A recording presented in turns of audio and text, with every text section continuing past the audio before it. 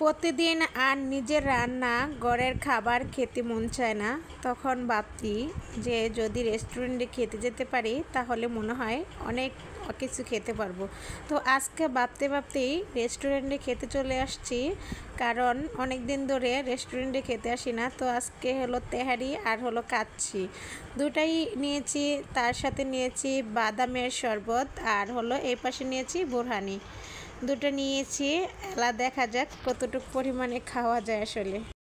প্রতিদিন আর নিজের রান্না ঘরের খাবার খেতে মন চায় না। তখন ভাবতি যে যদি রেস্টুরেন্টে খেতে যেতে পারি তাহলে মনে হয় অনেক কিছু খেতে পারবো। তো আজকে ভাবতে ভাবতেই রেস্টুরেন্টে খেতে চলে আসছি, কারণ অনেক দিন ধরে রেস্টুরেন্টে খেতে আসি না। তো আজকে হলো তেহারি আর হলো কাচ্ছি, দুটাই নিয়েছি। তার সাথে নিয়েছি বাদামের শরবত আর হলো এই পাশে নিয়েছি বোরহানি। দুটো নিয়েছি, এলা দেখা যাক কতটুকু পরিমাণে খাওয়া যায় আসলে।